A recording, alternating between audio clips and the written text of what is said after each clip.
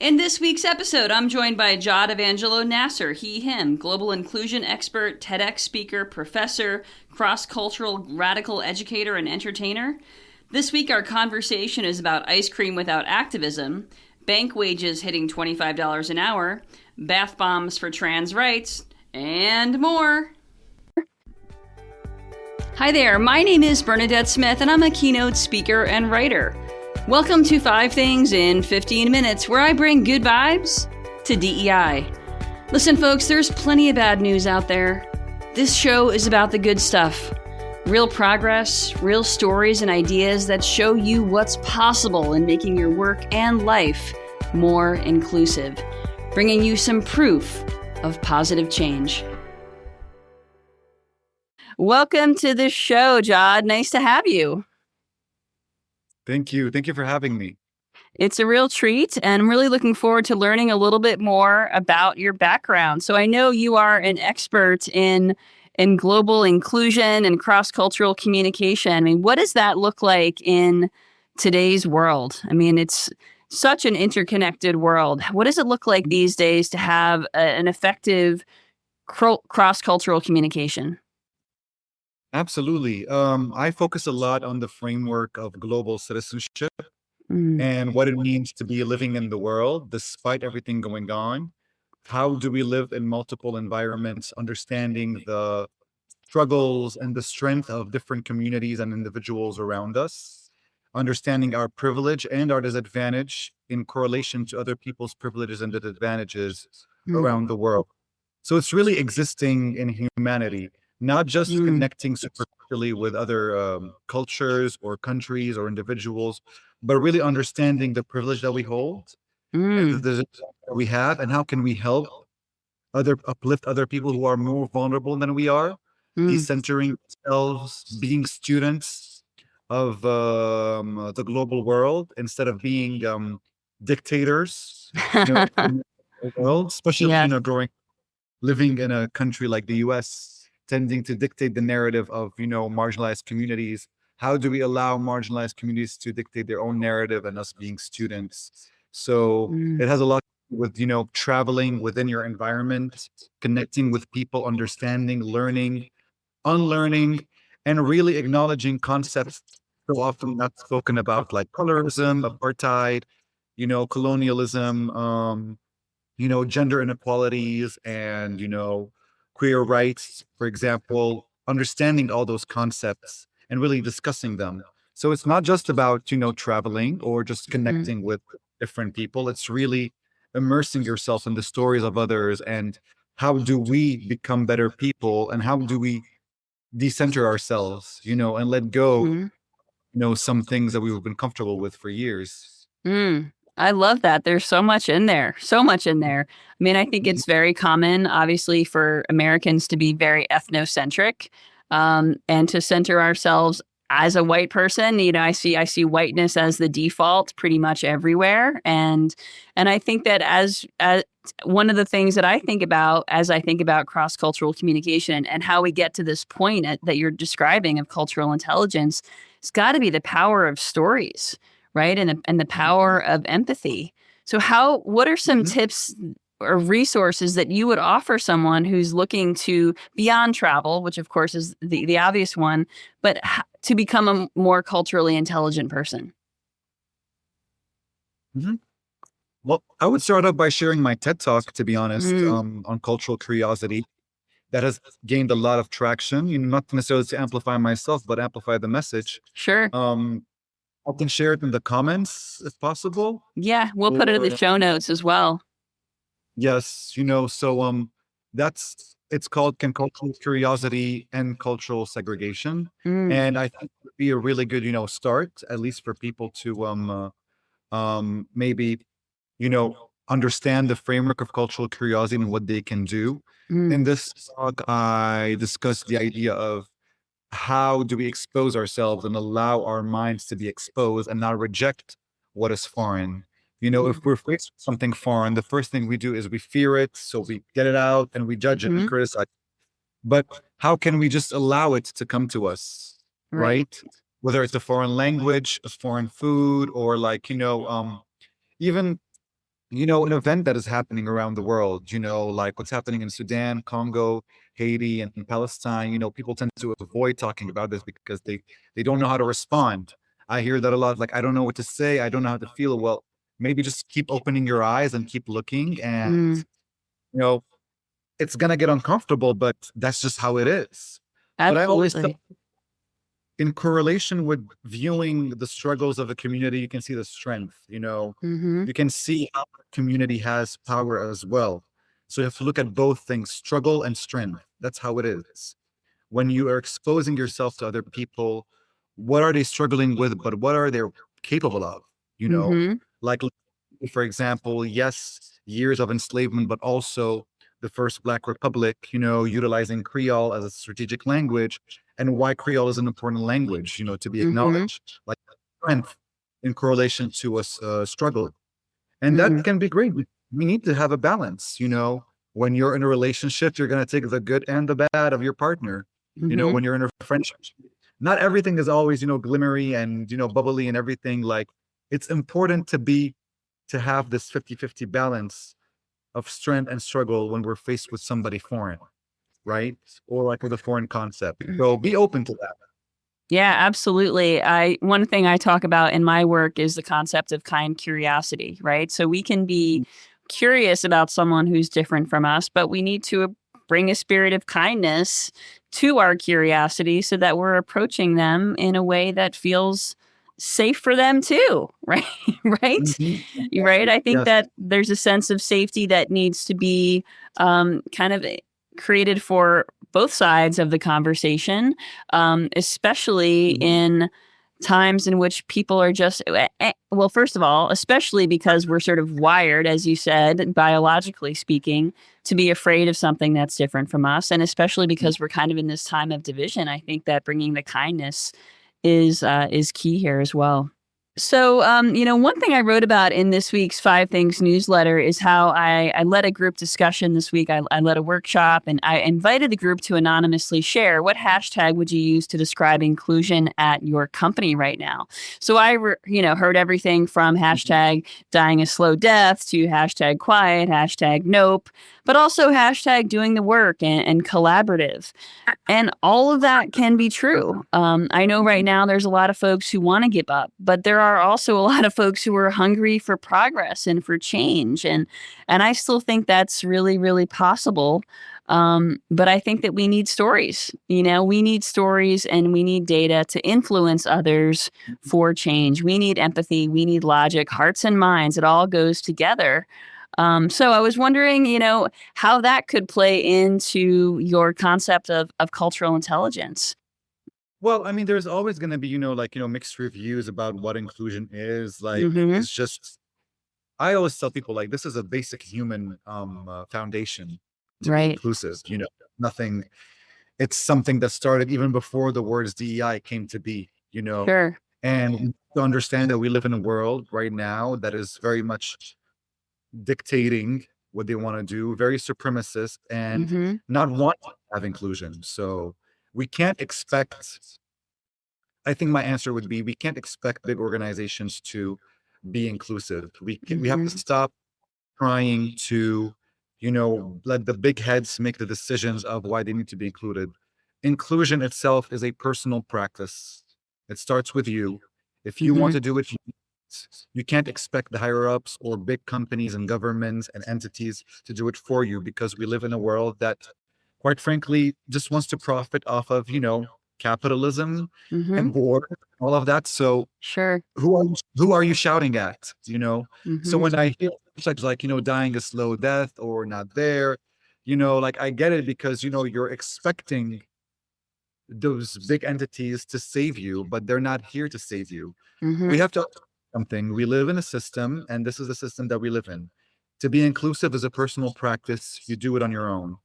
And when it comes to cultural intelligence, it's an interpersonal thing. It's something you do Mhm. within your communities.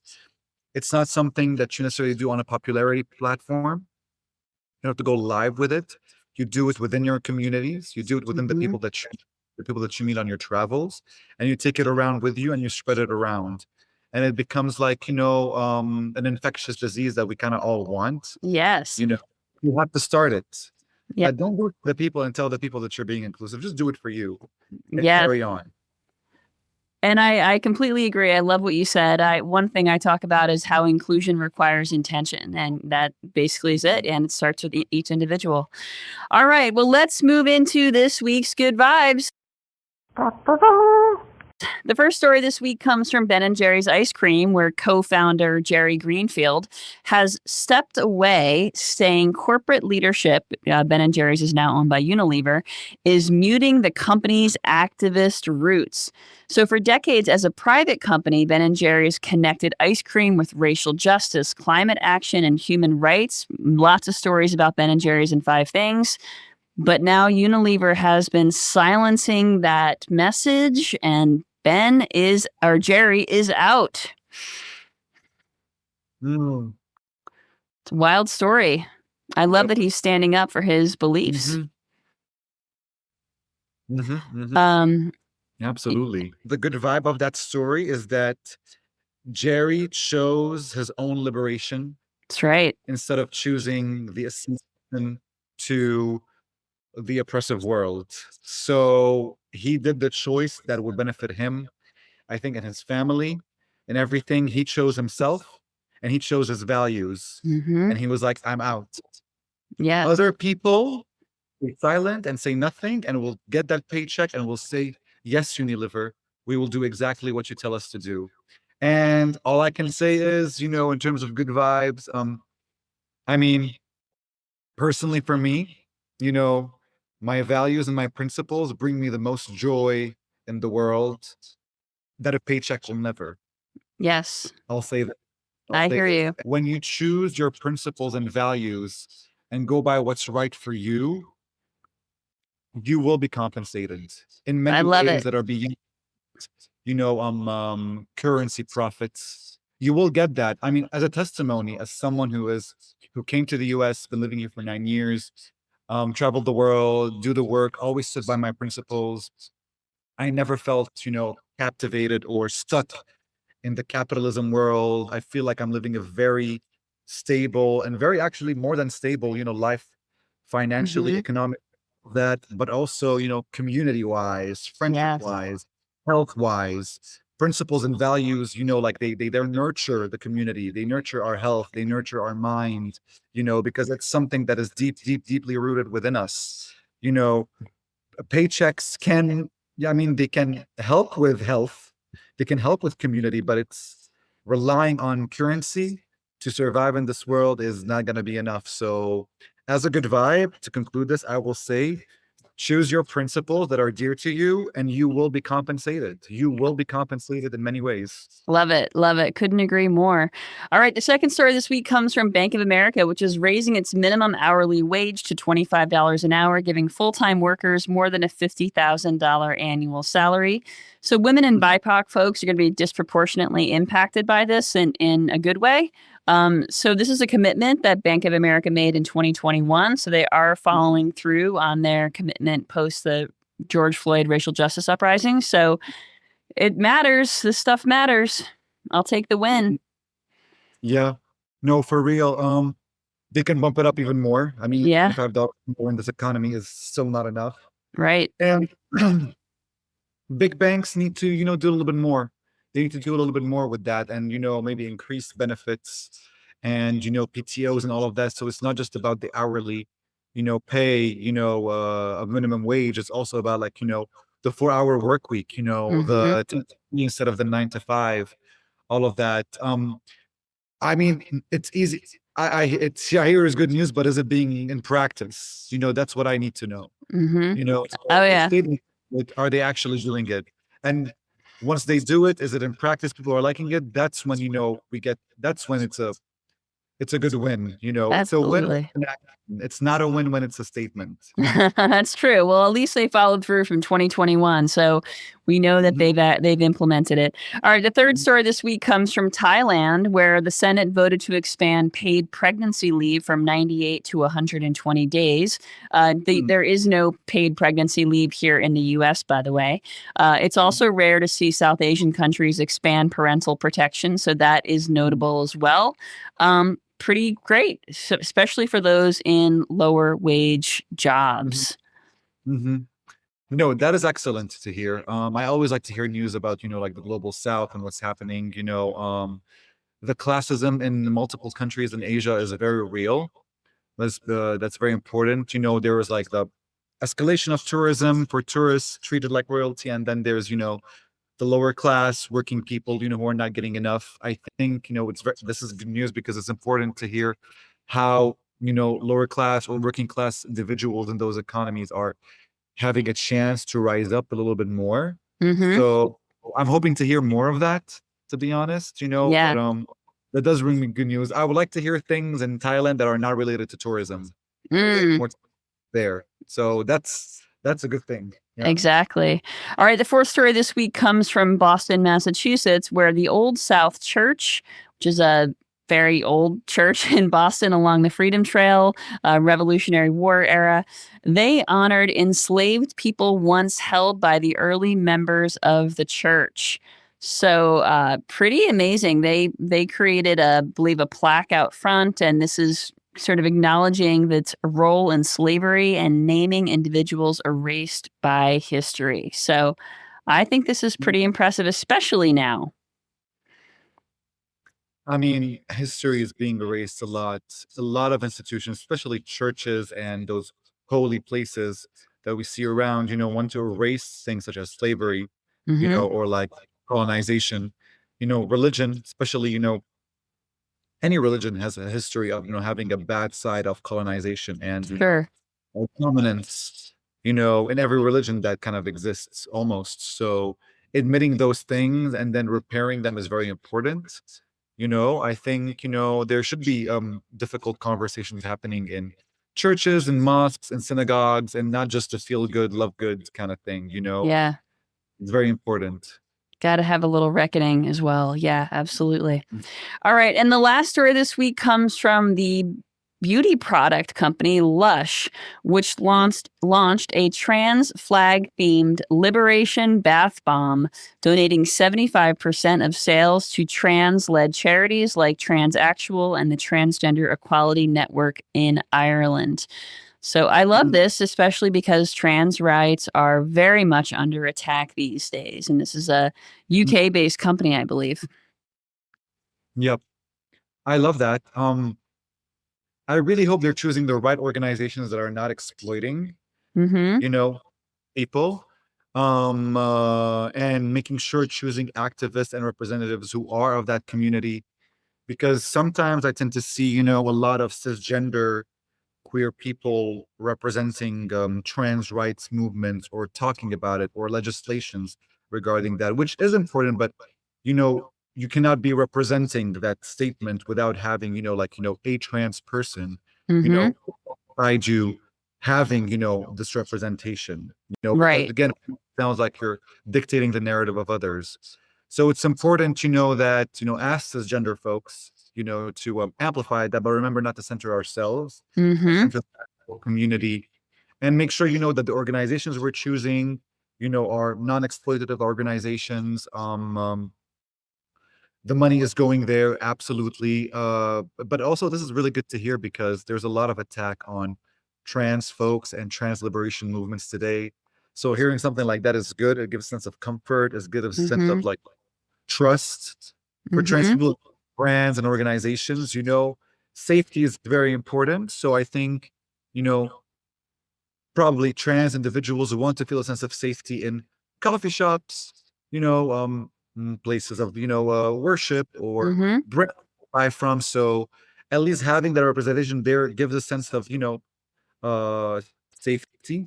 Same way when you see, for example, a rainbow flag at a coffee shop, you walk in, whether performative or not, at least it gives a sense of like, I can possibly be safe here instead of going somewhere where there's no icon or, or a visual representation that includes me there, right?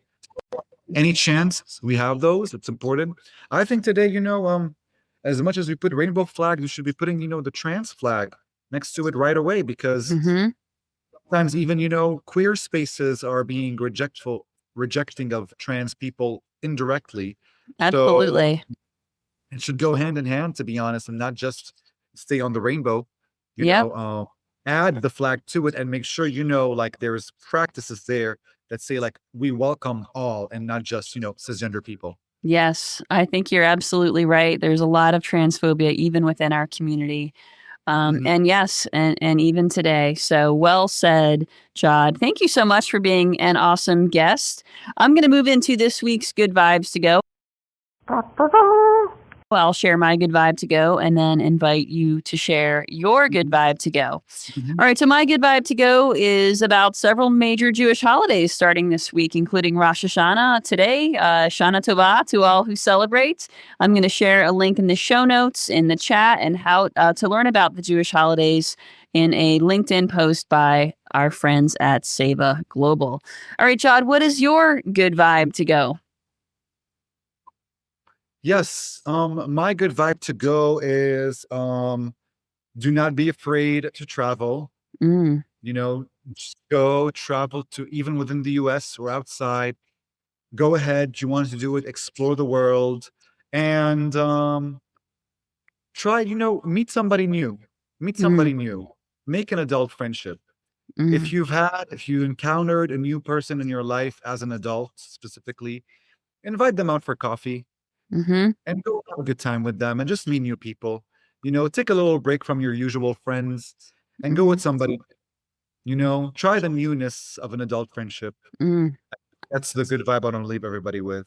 All right. Well, I couldn't agree more. As a pickleball player, I'm constantly meeting new adults to be friends with. So I love that about the sport, and it's a great good vibe to go. Thanks, Jad.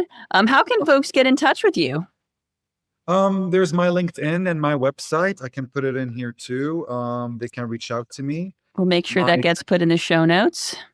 Yes. So the LinkedIn and my website is there. People can contact me, and my TEDx talk is there if you want to learn more about it. And yeah, that's it.